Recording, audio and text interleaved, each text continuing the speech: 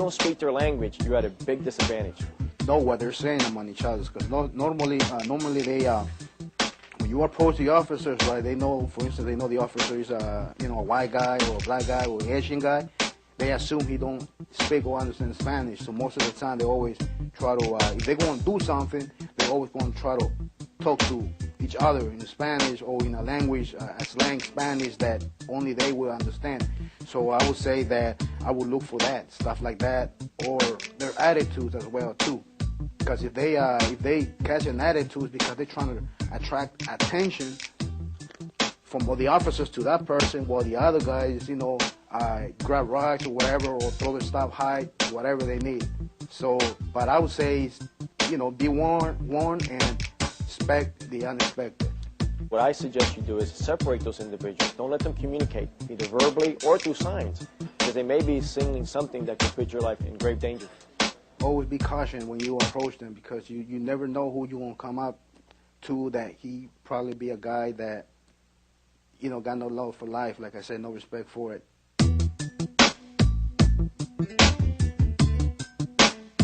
Let's say I'm getting arrested, right?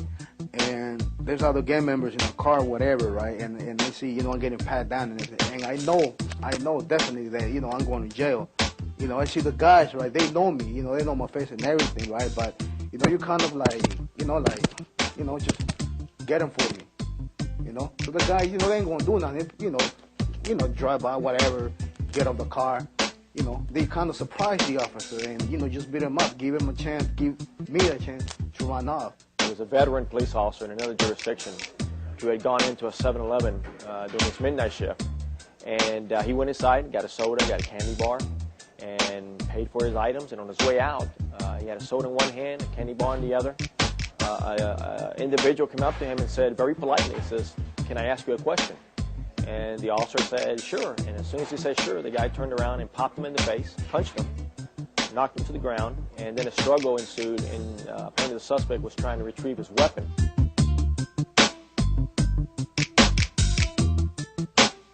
It always starts off from someone. Someone comes up and he's always like, "Hey, look, I heard that this cop, he actually giving us a hard time, and we gotta take him out, right?"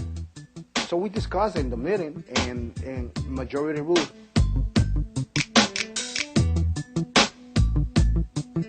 So the majority raises the hand, then that car has a green light on. They decided to put a green light on me. Green light is, code for a kill. When we green light someone means we're going to kill him. The green light was because I had done my job. I had been arresting many of these MS gang members who were abusing our community, and apparently they took that as a threat to themselves and a sign of disrespect. So in their world, that became a reason why they wanted to have me killed, and along with maybe another police officer.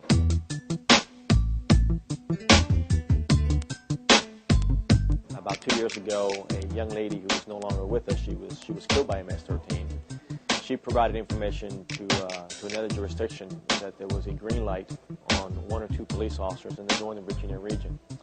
One of those officers happened to be myself, and she provided to this detective a description of what I looked like, what kind of car I drove, what area I worked in. So they had done their homework in knowing what region or what area I patrolled.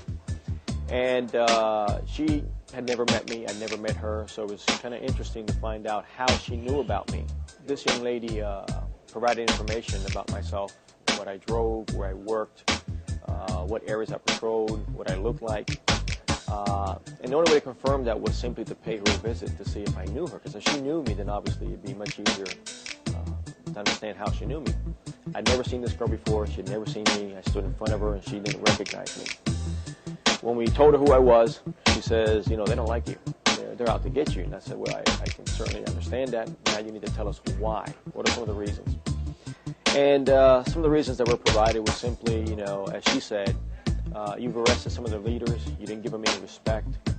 You know too much about what's going on. You've been disrupting their meetings. You've been disrupting their activities.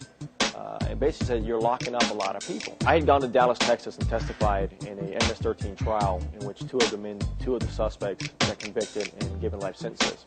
On the way back from Dallas, we received information that MS13 was sending a group of them down to Virginia to have myself and another officer killed. As luck would have it, on a traffic stop, I came across a vehicle with Texas tags with 3 suspects in it. We got them out of the car, and it turns out, after talking to the driver, who had a fake ID, it turns out that in an interview subsequent to our traffic stop, he admitted that he came to Virginia to shoot me.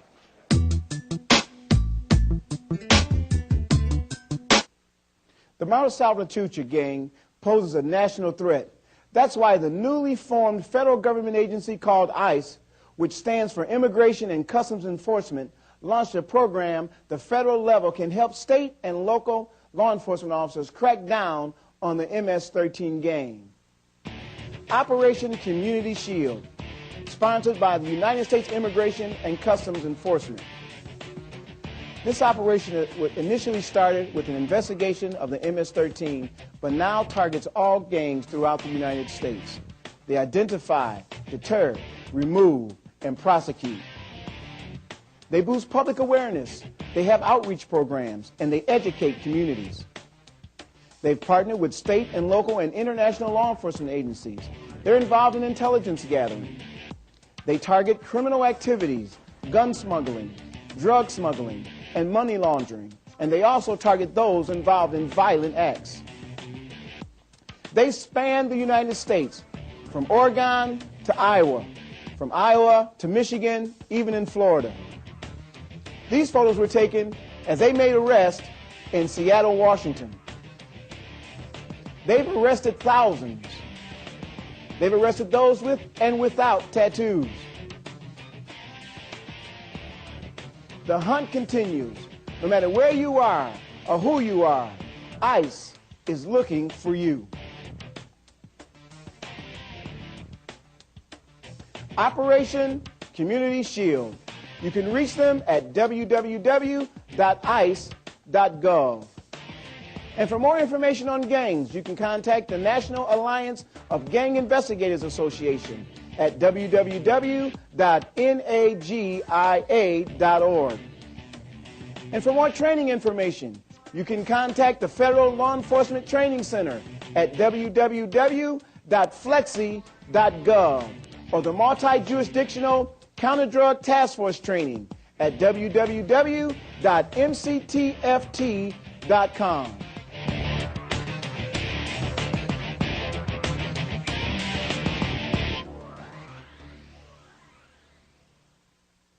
Although we've been talking about the MS-13, whether you call them domestic terrorists, international terrorists, or criminal street gangs, they're all violent and they're all dangerous. They have disrupted the very fiber of our lives.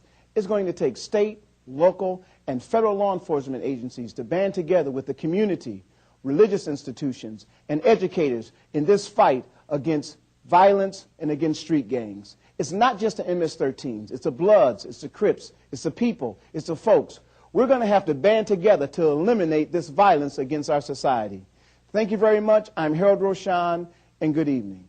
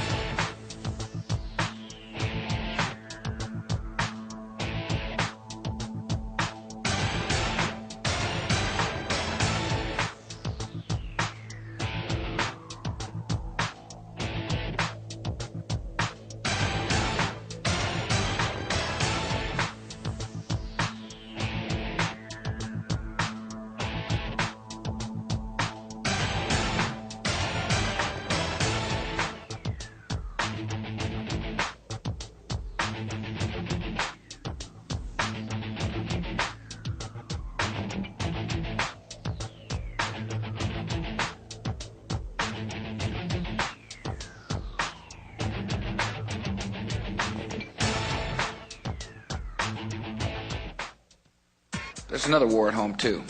And that's to win the war against the scourge of drugs. I never wanted to be a junkie when I grew up. I ended up going to jail. It takes everybody prisoner. The multi-jurisdictional counter-drug task force training program at St. Petersburg College is answering the call for action in the war against drugs. There's a lot of hunger for this training because this is about as realistic as you're going to get from day 1 all the way through day 10. Just any time that you can actually get into a controlled environment and simulate some live action scenarios, you know, the more exercise you have, the better. That's all part of it. We learn from our experiences and the mistakes that we make, and hopefully they'll make them here where it doesn't count, if you will, versus making them on the street where the consequences can be much more dramatic, such as injury or death.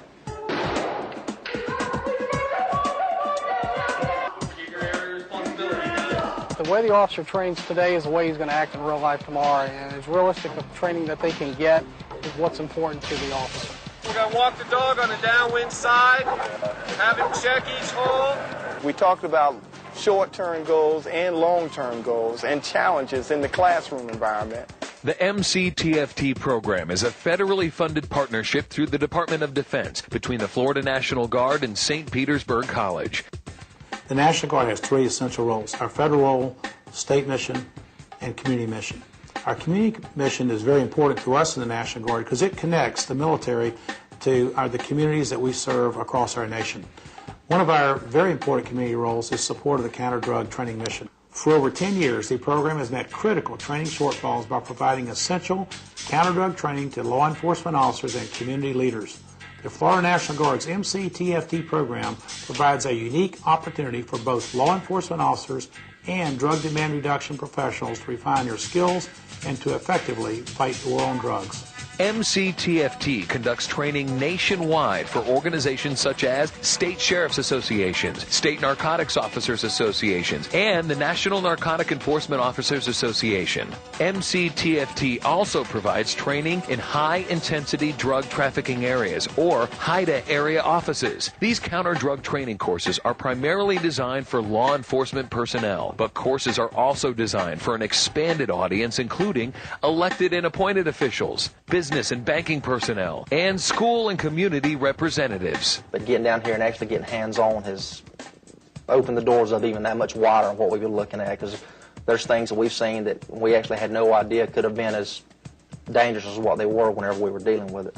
Battling the blazing trail of methamphetamine production and use across America, MCTFT is teaming up with the DEA to be the first in the state of Florida to offer this specialized methamphetamine hazmat certification, teaching law enforcement officers how to safely respond to a meth lab.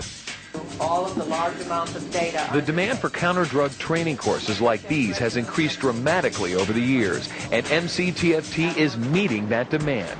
Created in 1993, MCTFT provides tuition-free training to millions of law enforcement officers throughout the nation and in the 4 U.S. territories. Several traditional classroom training courses are based here at the All-State Center campus of St. Petersburg College, home of the Southeastern Public Safety Institute and its state-of-the-art training facility, where hundreds of police academy cadets train year-round. But most of MCTFT's counter-drug training, about 95% of it, is delivered right to the doorstep of the agencies requesting it. From Albuquerque to Alaska, from Houston to Hawaii, MCTFT's tuition-free counter-drug training crosses state lines. In Puerto Rico, they this year have had over 600 homicides, and law enforcement authorities estimate that at least 80 to 90% of those murders are drug-related homicides. We've trained 4,477 police officers that I believe otherwise would not have been trained. So to me, that's the important testimonial that we're doing something right that's benefiting the day-to-day safety of the police officers so they can go home at night. Audience. In 1 year alone, more than 20 million students viewed MCTFT distance learning broadcasts beamed nationwide via satellite to thousands of downlink sites across the nation. MCTFT Distance Learning Department is the proud recipient of numerous video production honors, including several of the prestigious Tele and Communicator Awards. CADCA, Community Anti-Drug Coalitions of America, is one of several broadcast partners that help MCTFT accomplish its mission to provide tuition-free counter-drug training to law enforcement agencies, community leaders, schools, and neighborhood anti-drug coalitions. FLETC, the Federal Law Enforcement Training Center, and MCTFT have been partners in training since 1998, co-producing a half dozen or more counter-drug training telecasts a year, dedicated to keeping law enforcement one step ahead of the bad guys. Because it's the smaller agencies that have the biggest demand for training. Anytime that you can offer schools for law enforcement that's free is just, it goes without question. It's an awesome program. It's an excellent source of information, and it doesn't cost anything for the department. What time is it? What time is it? MCTFT and Dare America recently teamed up to produce this brand new series of training videos for Dare officers working in elementary schools nationwide. That's one of the things that you have to look at when you go through the decision-making model. How is encouraging drug use helping anyone? We knew she took some kind of drug. And our newest partnership with Drug Free America Foundation is allowing MCTFT counter-drug training to reach more young adults and children than ever before. Our satellite television programs, coupled with traditional courses, conferences, seminars, and our online e-drug and CD-ROMs, make MCTFT by far the most far-reaching, tuition-free counter-drug training program available to law enforcement agencies and communities searching for effective strategies to fight the war on drugs. Like anywhere else, everybody's budgets are getting cut. It's just one of those things. There's nothing we can do about it. If money's not there, money's not there. But you got to try to stay current. When I showed my boss the first certificate that I got, and excellent certificate, comes back, says from St. Petersburg, Florida, and I showed it to him, and he kind of sat there and looked at it for a minute. And his first question out of his mouth was, when did you go to St. Petersburg, Florida? And the next question out of his mouth was, how much is this going to cost? And I told him, well, I didn't go to St. Petersburg. I did it all online, and it was all free. And he was extremely happy about that. MCTFT's online counter-drug training courses are self-paced and available to students 24/7, anywhere, anytime. Students access the e-drug training courses by logging on to our webpage at mctft.com. Content for the online courses is derived from the traditional courses, providing an overview to curriculum and safety issues for law enforcement officers. Additional web-based training opportunities in development involve partnerships with Dare America and the Civil Air Patrol. All of this possible because millions of dollars in annual federal funding that flows from the Department of Defense through the Florida National Guard to St. Petersburg College. First of all, St. Petersburg College is truly blessed to be in partnership with the Florida National Guard, with the federal government, several agencies, and partners there in dealing with one of the most difficult problems that face our society. And what's exciting is the fact that this college has a track record for being a doer, for getting the job done, for taking on the task and delivering. So I think that makes a winning combination, and it's what makes this program an outstanding program. The American public, every year, there's a poll given on what is their biggest concern. And unwavering in their answer is public safety. So if law enforcement and if the legislature come together to work, they solve the number one problem in the minds of people. It is an electable issue, and it is a doable issue, and it's one that I think gives them the reap of the harvest. We share an important commitment. For the sake of our children and for the good of our nation, we will reduce drug use in America. MCTFT, interactive, compelling, cutting edge, and award-winning. Counter-drug training that's making a difference.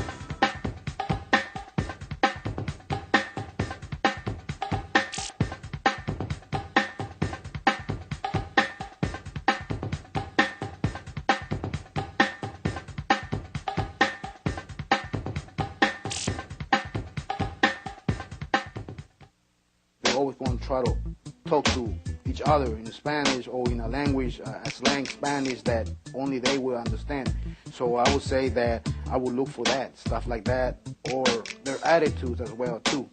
Because if they catch an attitude because they're trying to attract attention from the officers to that person, while the other guys, grab rocks or whatever, or throw their stuff, got no love for life. Like I said, no respect for it.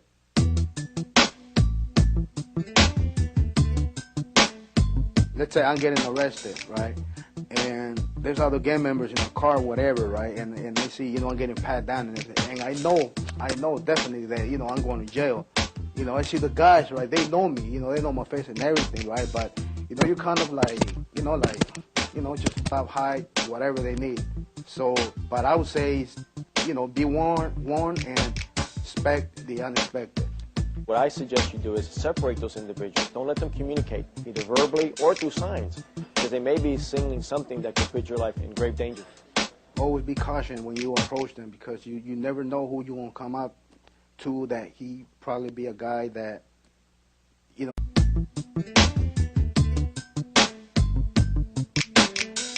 If you don't speak their language, you're at a big disadvantage. Know what they're saying among each other, because normally they, when you approach the officers, right, they know, for instance, they know the officer is a white guy or a black guy or an Asian guy. They assume he don't speak or understand Spanish, so most of the time they always try to, if they're going to do something, get him for me. So the guy, they ain't going to do nothing, drive by, whatever, get out the car. They kind of surprise the officer and, just beat him up, give him a chance, give me a chance to run off. There was a veteran police officer in another jurisdiction who had gone into a 7-Eleven during his midnight shift. And he went inside, got a soda, got a candy bar, and paid for his items. And on his way